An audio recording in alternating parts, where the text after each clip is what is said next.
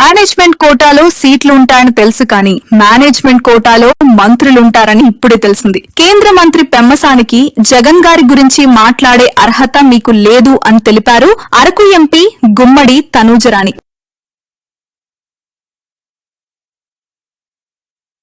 ఈరోజు మన దేశంలో బ్లాక్ టికెట్లు దొరుకుతాయని చెప్పి మనందరికీ తెలుసు. మేనేజ్మెంట్లో సీట్లు కూడా కాలేజ్లో సీట్లు దొరుకుతాయని మనకు తెలుసు. కానీ ఫర్ ద ఫస్ట్ టైం రాజకీయాల్లో కూడా మేనేజ్మెంట్ మంత్రులు ఉంటారని చెప్పి మనం చెప్పుకోవచ్చు.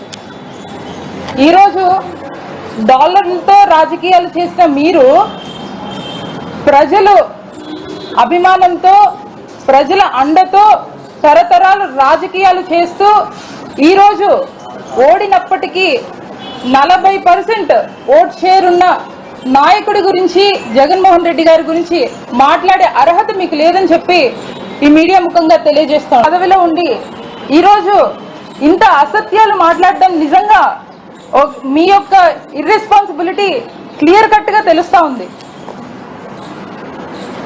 2015లో మీ ప్రభుత్వం ఉన్నప్పుడు ఈరోజు అమరావతికి ఎలా అయితే ఎన్ని వేల ఎకరాలు కావాలన్నారో ఆ రోజు కూడా భోగాపురంకి ఇంటర్నేషనల్ ఎయిర్పోర్ట్ కావాలంటే అంతే ఎకరాలు కావాలి అని చెప్పి భూమిని సేకరించే ప్రయత్నం చేశారు.